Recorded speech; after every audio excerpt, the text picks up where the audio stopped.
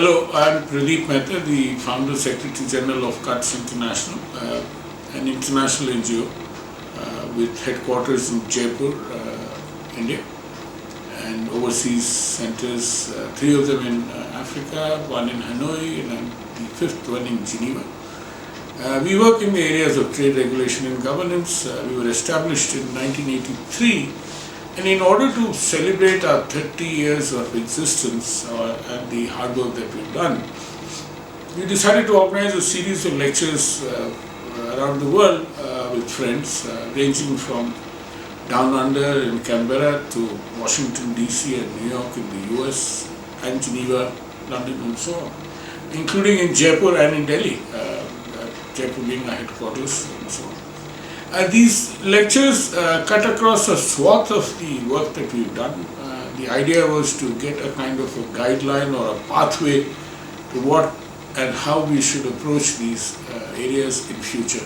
And they have been captured in a book, Better Governance for Inclusive Growth, which is available on our website as well for anybody to download.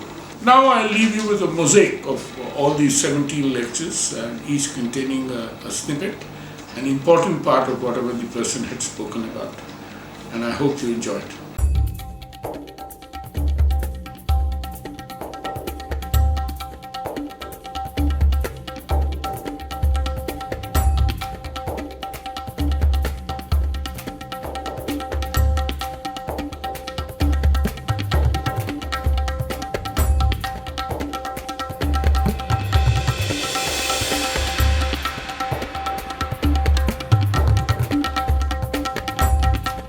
The Reserve Bank of India has said that Aadhaar can be a KYC to opening a bank account. And this KYC today is possible for mobile connections, for bank accounts, insurance policies, stock market transactions, LPG connections, many state government services, train travel, etc.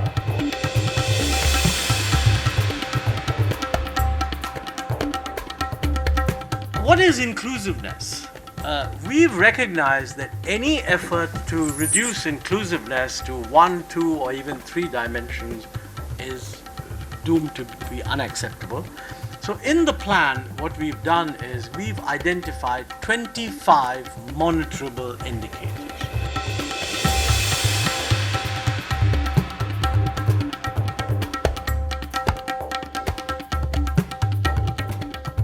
Organizations like CUTS and other civil society organizations play important role in keeping the multilateral system accountable.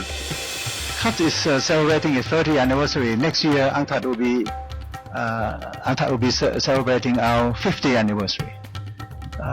It's a long time for UNCTAD to be around, 50 years, and in the last 8 years on my watch, we've always been working very closely with CUTS.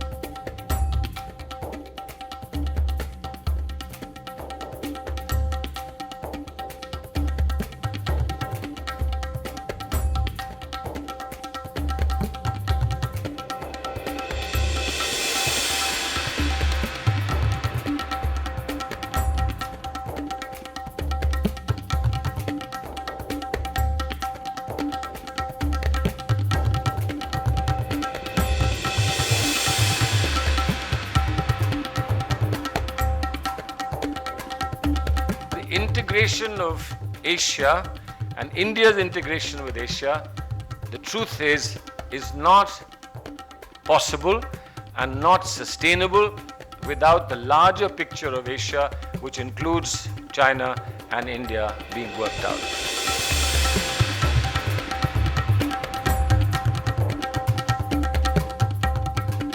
Sustainability for our region should not mean the maintenance of the status quo.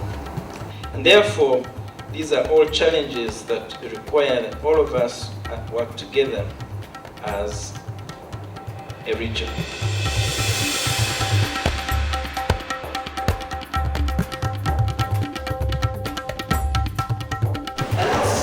short-term pain that we have to bear in our bid to overcome the challenges of regional integration would lead to long-term gain for everyone. We welcome the opening of the CUT Center in Accra and look forward to its active participation in providing research support to Ghana and the West African region on critical economic policy issues.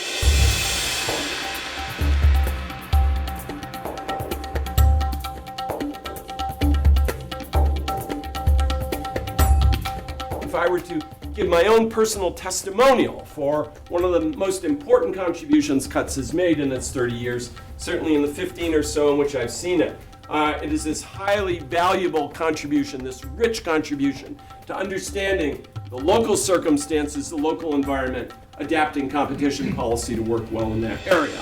The weight of China, India, Brazil, emerging markets in general is indeed now becoming significant. And hence there's a demand for better representation in global economic governance.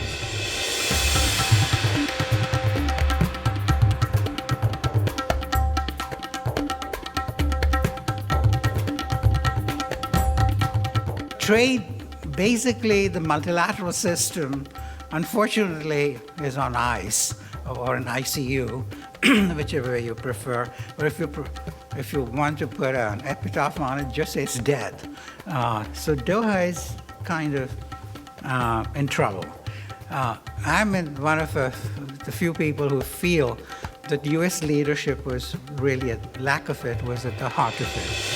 Pradeep has done so much work on the facts of what is happening in so many developing countries. Many, many facts. I mean, this is one of the richness of his work. And you see, when you read these reports, they're called, some of them are called the 7-Up reports. He takes 7 countries and looks at each country very seriously. What you see is that there are so many barriers to the participation of the ordinary people in the life of the economy. They are blocked out. How are they blocked out? They're blocked out by government restraints, state restraints.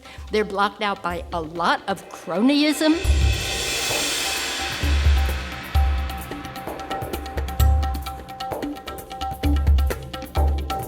India needs to address Pakistan's concerns with regard to tariffs and non-tariff barriers, especially in the textile and agriculture sectors.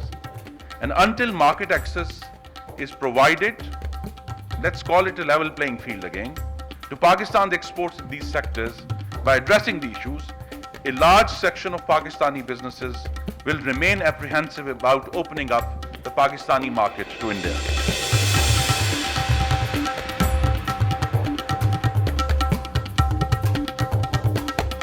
The planning commission, instead of doing any perspective planning, long-term planning, is today trying to micromanage the states.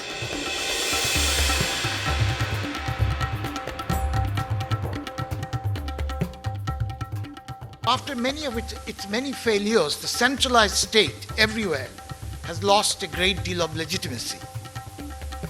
Decentralization is widely believed to promise a range of benefits, particularly in making governance more responsive and efficient in meeting local needs and local preferences.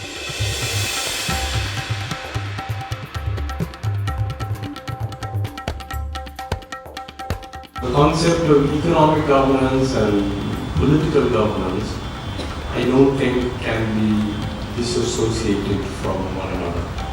But then we can have a real debate about the link between political governance and economic governance.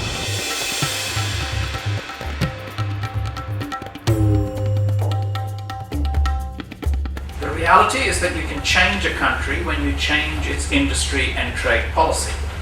And Australia's trade and industry policy changed twice, by which I mean changed 180 degrees twice during the course of the 20th century.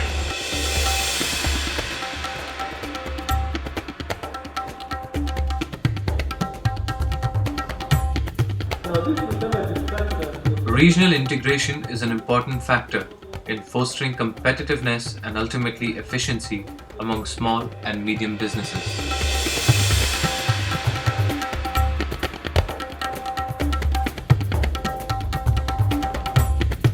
exports are a necessary ingredient of our economic policy. Now, once you recognize that, it becomes imperative that the whole dimension of exports needs to be mainstreamed in the governance process itself.